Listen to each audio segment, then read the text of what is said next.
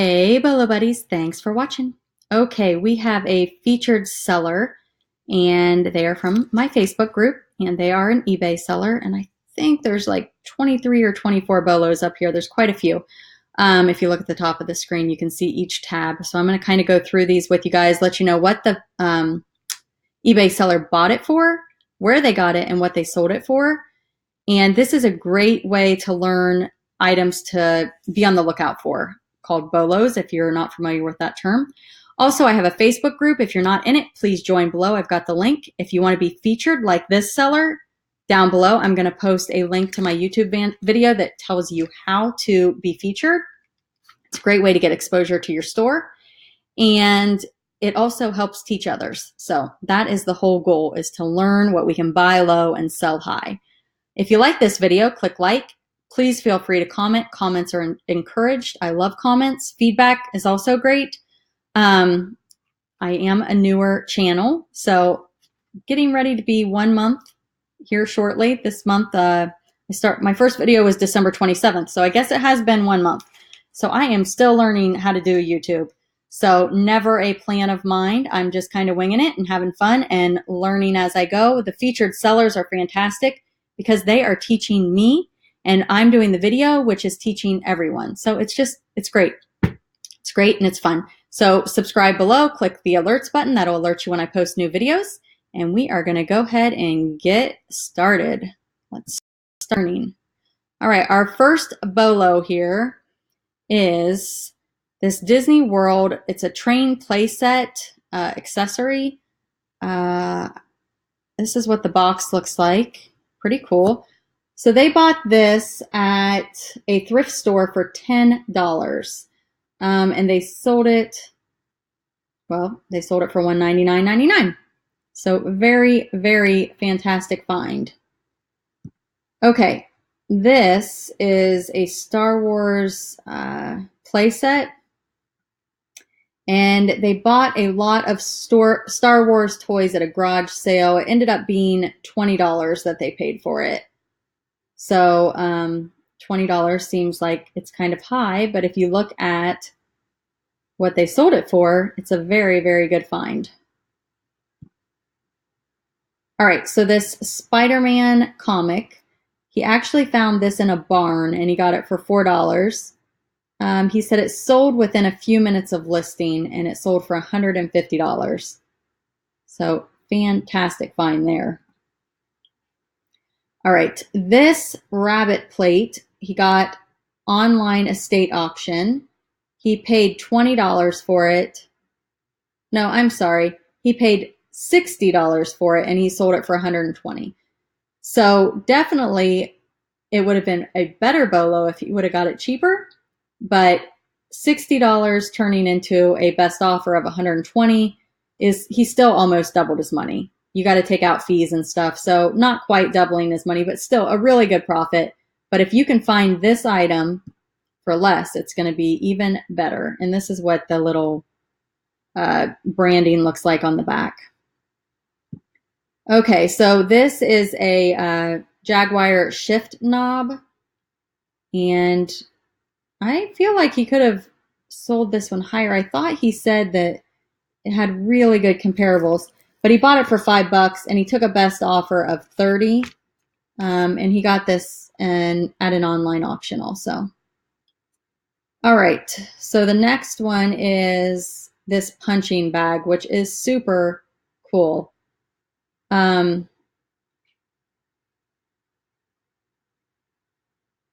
of unfilled. Okay, ringside boxing. All right, so he got this. He paid $80 for it, again, on an online auction. And I don't do a lot of searching for online auctions. I just don't do it. I know Goodwill has one, and like there's some local ones around here, like when estate sales end and there's stuff left over, they'll auction the stuff. But I haven't ever bought anything, but this makes me think twice about it. So he paid $80 for this and he took a best offer of $300. So that's pretty good margins.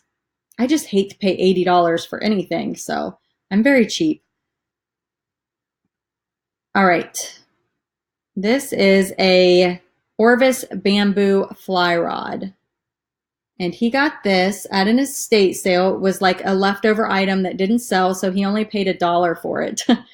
Awesome find. $173.50 this sold for, plus $59 shipping, guys. Huge bolo. Awesome. Awesome, awesome. Okay, so this is a Porsche. Looks like, is it a car kit? All right, so he got this at an estate sale for $5 and he sold it for $179.99. Super cool. Okay, these sunglasses. So he got these at a garage sale and he paid $30 for them, which seems high to me, but he must have known that they were going to sell well because he sold them for $85. So again, not huge. It wasn't like he got it for $1 and sold it for $85. He did pay $30 for them, but still really good profit margins. And I have never heard of this brand, so apparently it is a good brand. All right, so this is a suspension system. One size fits most. Anyway, I'll just show you the pictures here. Not really sure what it is, but he bought this for $22.69 online auction, and he took a best offer of $75. All right, so this Tommy Hilfiger jacket, a lady bought some shoes off of him, and then he ended up buying her jacket off of her. He paid $20 for it, and he took a best offer of $90. All right, Patagonia. Tommy Hilfiger and Patagonia are both brands that we have talked about in my Facebook group. They both sell really well.